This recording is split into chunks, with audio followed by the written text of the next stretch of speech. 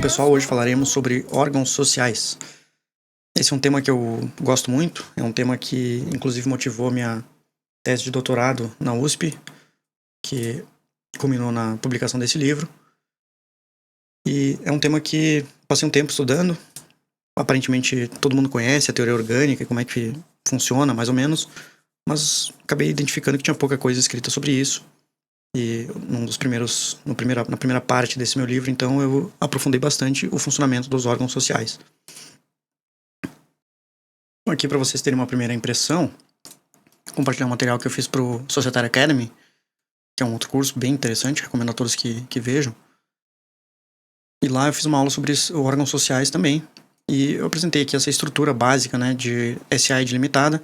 A gente vê na SA aqui que a estrutura orgânica é basicamente composta por uma Assembleia Geral, um Conselho de Administração, que é obrigatório em companhias abertas e sociedades de economia mista, e uma diretoria, com um Conselho Fiscal, que pode ou não estar em funcionamento, e alguns comitês de assessoramento do Conselho de Administração.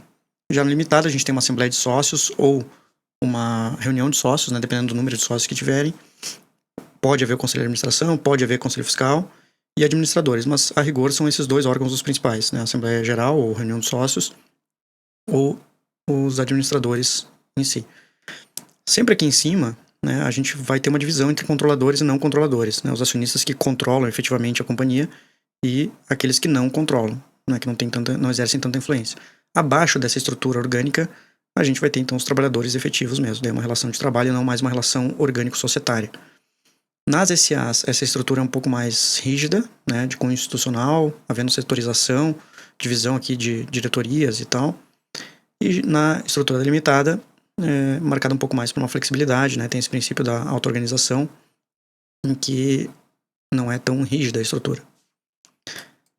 No Código de Governança Corporativa do IBGC, Código de Melhores Práticas, a gente vê também mais ou menos essa organização, né? Os sócios, o Conselho Fiscal, aqui os sócios se reúnem em Assembleia Geral, ou reunião de sócios, Conselho de Administração, os comitês de assessoramento, auditoria, e aqui a diretoria, então diretor-presidente, as diretorias, tanto de compliance como controles internos, gerenciamento de riscos, área de governança, etc. Depois nós vamos ver, em aulas posteriores, o melhor funcionamento de cada um desses órgãos. Aqui, o nosso propósito é verificar a questão orgânica de uma maneira geral.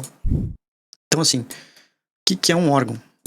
A palavra órgão deriva do órgão, que é do grego lá, ferramentas, não possui uma definição legal, reflete o funcionamento e a organização desses entes, né, coletivos, e é um meio de formação e expressão da vontade.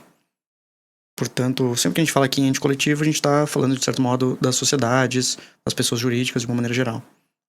Justamente porque não apenas sociedades possuem órgãos, né, mas outras instituições, mesmo entes despersonalizados, também podem possuir órgãos. E eles servem para superar, então, a natural incapacidade do ente coletivo de formar e manifestar a sua vontade. Então, tem algumas analogias aí com poderes públicos, né, do Carvalho de Mendonça, em que há o poder executivo, o legislativo e o judiciário, e ele faz uma analogia com também os órgãos, essas funções da sociedade anônima, né, das sociedades em geral, sociedades tanto empresárias quanto não empresárias, né, que tem um órgão mais estratégico, um órgão mais operacional, executivo, né, e um órgão mais de intermediação até. E também tem a analogia do corpo humano, né, que os órgãos são como se fossem os órgãos físicos de uma sociedade, né, de uma pessoa jurídica. Então, assim como a pessoa física também tem órgãos, a pessoa jurídica também tem órgãos. E tudo isso deve funcionar de maneira coesa para que a pessoa jurídica consiga exercer suas atividades. Ele tem uma visão instrumental, mais instrumental hoje em dia, né, atrelado à funcionalidade desses órgãos, à sua eficiência, a que eles servem, e institucional, de um modo que eles se destacam das pessoas que exercem as funções orgânicas. Então, se falece, por exemplo, um diretor, não falece a diretoria, mas falece apenas aquele diretor. A diretoria é o órgão instituição, enquanto o diretor é apenas o membro daquele órgão.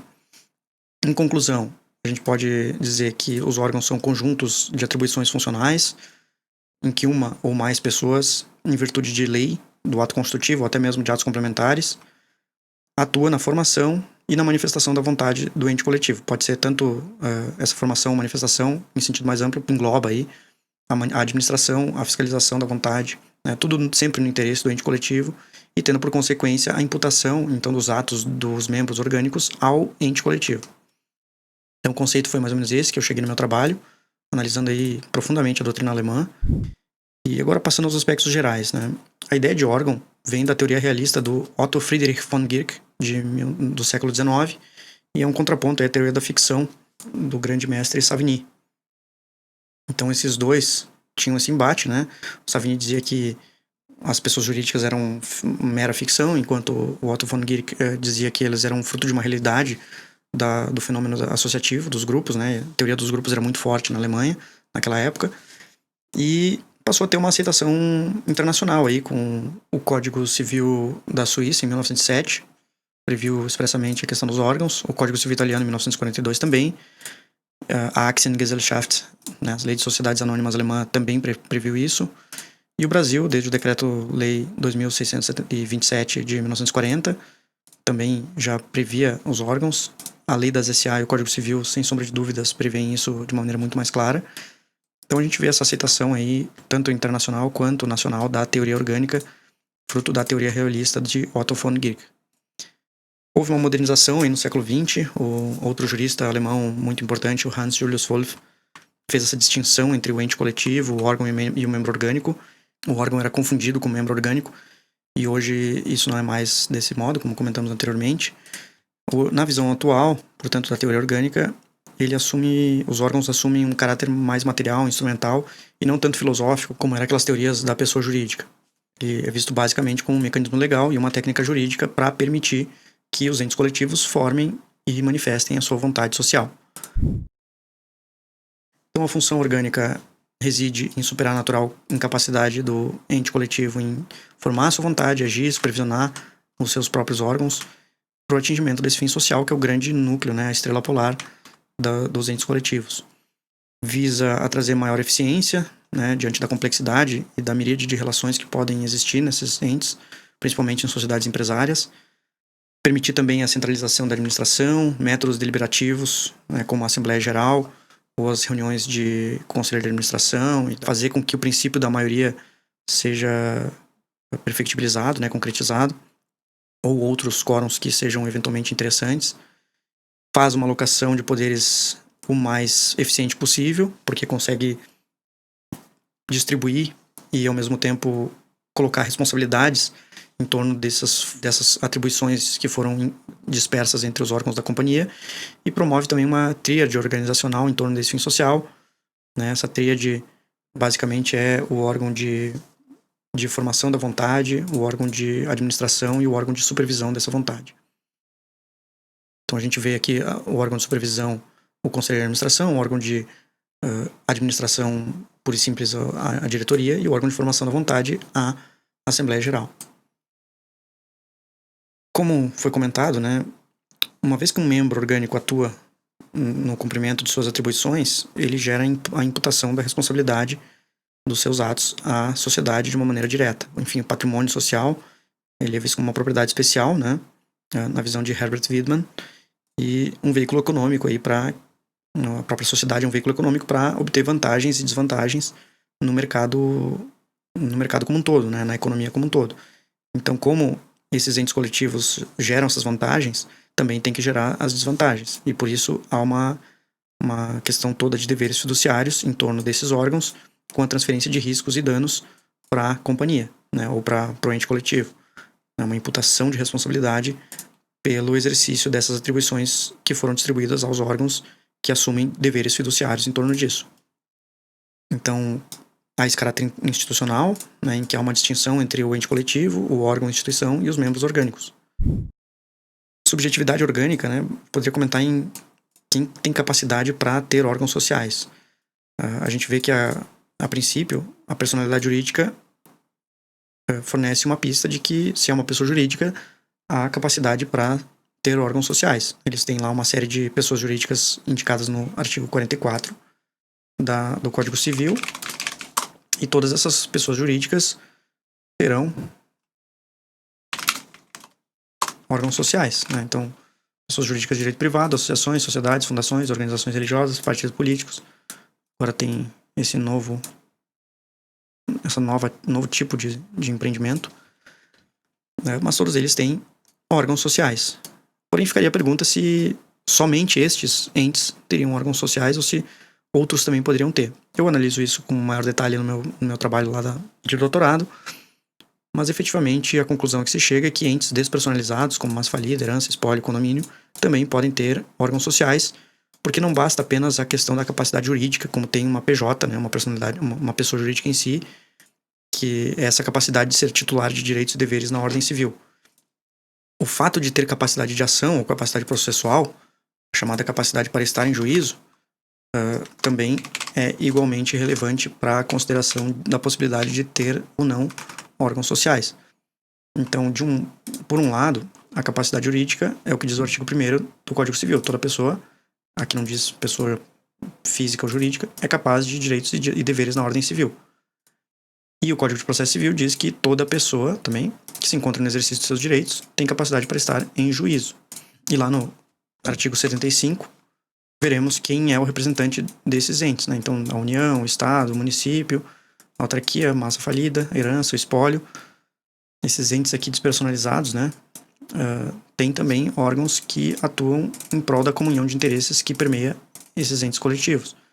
A pessoa jurídica, por quem os atos designarem, sociedade e entes organizados sem personalidade jurídica, ou seja, os entes despersonalizados, pela pessoa a quem couber a administração de seus bens. Então, por exemplo, uma comunhão de debenturistas tem lá um agente fiduciário para representá-los judicialmente. Então, ele é uma espécie de órgão da comunhão de debenturistas. Esses órgãos vão atuar sempre como substitutos processuais. Eles agem em conformidade com o interesse próprio, que levam à proteção do interesse do substituído. Portanto, sempre que há um interesse coletivo, né, e uma capacidade processual ou uma capacidade jurídica, haverá a possibilidade de órgãos sociais. E qual é a natureza jurídica desses órgãos? A gente pode perguntar aí se é uma natureza sui generis, se é uma personalidade jurídica própria, se tem uma personalidade limitada ou imperfeita, como dizia Gierke, ou se a pessoa física dos membros, né, confunde-se, né, como diziam-se no passado, até que Hans Julius Wolff superou esse entendimento de que os órgãos seriam a própria pessoa física dos membros. O Santi Romano disse que seria um procedimento, mas tem toda uma discussão em torno das relações jurídicas, né, entre sujeitos, o princípio da intersubjetividade, e uma superação hoje desses direitos subjetivos, que não é mais a vontade ou seu núcleo, mas sim o interesse. E o interesse, como dizia Carnelucci, em questões coletivas, né, interesse coletivo aqui, ele é aquele interesse que pertence a mais de um indivíduo. Então a gente tem vários exemplos aí na vida comum de agremiações que têm esse interesse que pertence a mais de um indivíduo. No dizer de Pontes de Miranda, então, quando ocorre essa substituição processual ou essa legitimação extraordinária, a parte processual, o membro orgânico, ele substitui a parte material, que é o ente coletivo.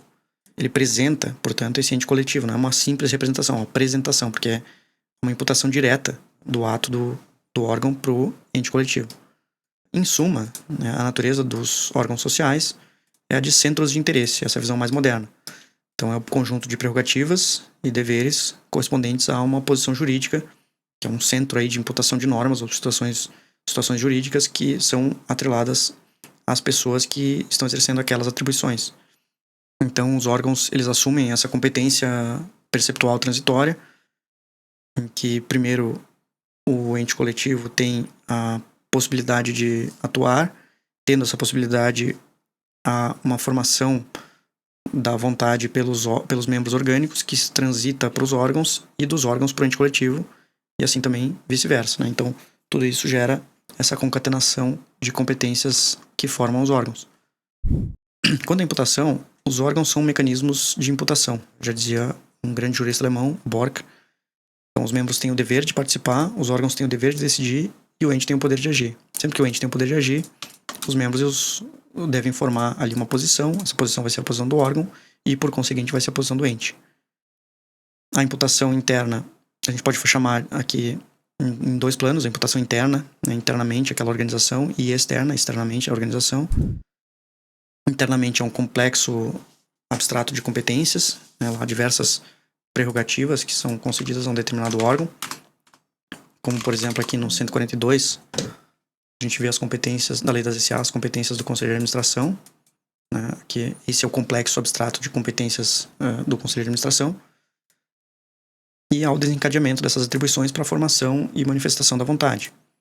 Então, tem níveis distintos aí, isso pode partir tanto da lei quanto da deliberação dos órgãos ou de alguns membros. Por exemplo, essas atribuições aqui decorrem de lei, mas o Conselho de Administração, por exemplo, ele poderia fazer um regimento interno para melhor dividir essas atribuições e os níveis de responsabilidade entre os membros da diretoria ou do próprio Conselho. A gente tem os direitos auxiliares ou de cooperação, né, para a realização de tarefas ali, das atribuições dos membros, então ser convocado, manifestar, votar, apresentar candidatura, direitos de informação, então o direito aí de um conselheiro de administração receber documentos e informações da diretoria, direitos interorgânicos entre órgãos distintos e intraorgânicos dentro de um mesmo órgão, direitos de preservação de uma área de competência, então para evitar a interferência de um órgão sobre o outro, por exemplo, evitar a interferência do Conselho de Administração sobre competências privativas da Assembleia Geral e vice-versa. Direitos de controle geral, que não são propriamente direitos orgânicos, tá? São direitos das pessoas individuais, né? Então, de um acionista que foi diretamente prejudicado pela companhia, ele vai ter um direito de controle geral. No Brasil é bastante controverso a capacidade jurídica dos órgãos, né? Como partes processuais, sua capacidade processual, posição orgânica, bem como as categorias aí de direitos orgânicos. No meu trabalho eu procuro colocar elas de uma maneira bem clara, né? O que é da Assembleia Geral, o que é do Conselho de Administração, o que é do Conselho Fiscal, da minoria organizada. A defesa de competências, a gente vê também no 139 e no 163, parágrafo 7º da Lei das SA. Então, 139 aqui diz expressamente que as atribuições e poderes conferidos pelos órgãos pela lei aos órgãos da administração não podem ser outorgadas a outro órgão criado por lei ou pelo estatuto. E o 163 do Conselho Fiscal também vai repetir essa redação no parágrafo 7º. Em alguns casos, a gente vê aí competências privativas também, ó, Assembleia Geral, dos diretores, e aí dos membros também. Então a gente tem tanto direitos que podem ser exercidos pelos órgãos, instituições, né, quanto pelos órgãos, pelos membros dos órgãos, né. E daí tem diversos direitos aí que podem ser exercidos nesse sentido.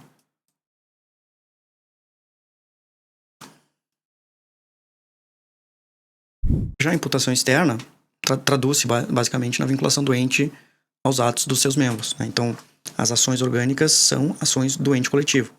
É responsabilidade direta por fato próprio, e não uma atribuição dos efeitos do órgão ao ente coletivo. O ato é próprio do ente coletivo, como se fosse praticado por ele mesmo. Há algumas exceções, né, como situações relacionadas à condição humana do indivíduo e aquelas que são vedadas por lei à pessoa jurídica. Os órgãos de administração, em virtude disso, como no dizer de Pontes de Miranda, apresentam a companhia, e há diversos dispositivos legais nesse sentido. Vamos analisar aqui alguns deles para mostrar a relevância dessa matéria. Então, o artigo 47 do Código Civil, a gente vê aqui que obrigam a pessoa jurídica os atos dos administradores. Então, isso é uma evidência aí de vinculação orgânica. O 1022 do Código Civil diz também que a sociedade adquire direitos, assume obrigações e procede judicialmente por meio dos administradores. Aqui da sociedade simples tem diversos artigos também que reservam a administração, o exercício da representação externa da sociedade. O mesmo no 1064 do Código Civil em relação ao uso da firma por sociedades limitadas. O 144 da Lei das SA também diz que é a administração que representa a companhia. Aqui a gente está falando da representação orgânica.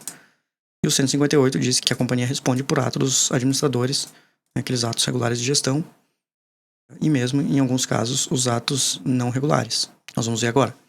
Então, como é que ocorre, quais são os requisitos para que ocorra essa imputação externa? Primeiro, deve haver um ato de nomeação daquele agente, né? Por exemplo, o administrador, ele tem que ter um termo de posse, tem que ter uma ata indicando ele, elegendo ele como administrador, e um termo de posse para perfectibilizar a vontade dele de assumir o cargo.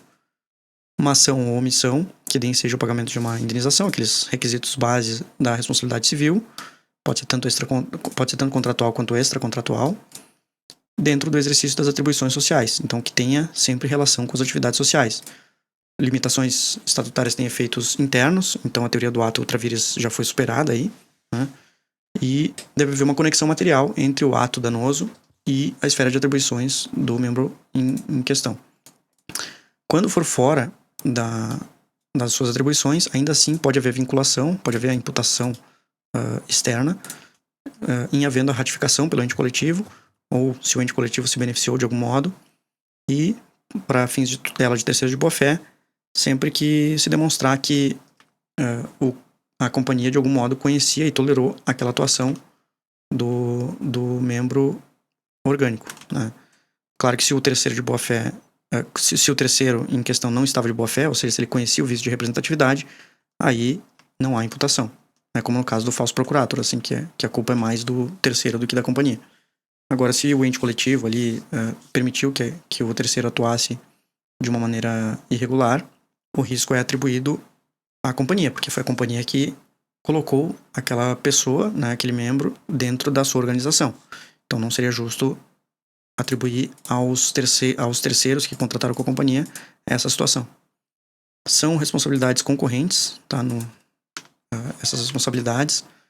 E haverá a responsabilidade do ente coletivo, a responsabilidade do membro orgânico e a ação de regresso do ente coletivo em relação ao membro orgânico, sempre que houver excesso da parte do membro, né, do administrador ali, quanto à atuação que ele efetuou.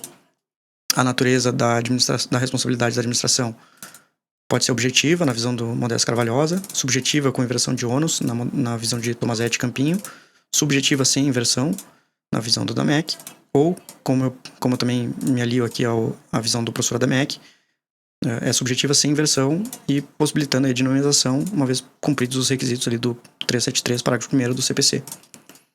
Há também uma discussão com relação à imputação do conhecimento, várias teorias aí, mas entende-se que a imputação absoluta já foi superada, a do representante também, e hoje há a teoria do risco-organização, que vem do direito alemão também, que a imputação do conhecimento envolve um juízo normativo, que não é automático, que deve levar em conta toda a organização, se houve distribuição do conhecimento em diversos departamentos, se haviam deveres organizacionais de transmissão dessa informação e etc. Por fim, a flexibilização, a gente já mais ou menos passou por ela antes. Há uma visão mais flexível em sociedades de pessoas de menor porte, com estruturas mais simples de cunho contratual, em que vige o princípio da auto-organização, e há uma maior rigidez em sociedades de capital de maior porte, em estruturas complexas de cunho institucional, que há uma setorização da responsabilidade. Então a divisão entre os órgãos é mais rígida do que no caso das sociedades contratuais de menor porte de pessoas. Então quanto maior for, né, uma sociedade empresária, por exemplo, uma companhia aberta de grande porte, a estrutura organizacional dela, orgânica, né, vai se ter um cuidado muito maior do que numa simples sociedade limitada de pequeno porte, ali entre pessoas da mesma família. Então, acho que conseguimos fazer uma visão geral aqui dos órgãos, né, dos órgãos societários. Passamos aí por uma primeira impressão, vimos mais ou menos como é que estão distribuídos.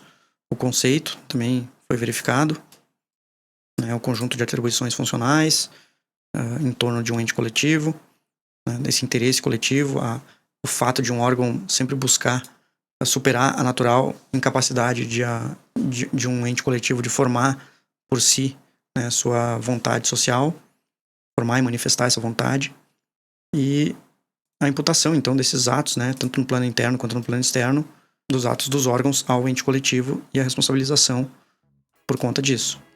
Ok? Ficamos por aqui e até a próxima aula. Isn't it strange, y'all? It's funny.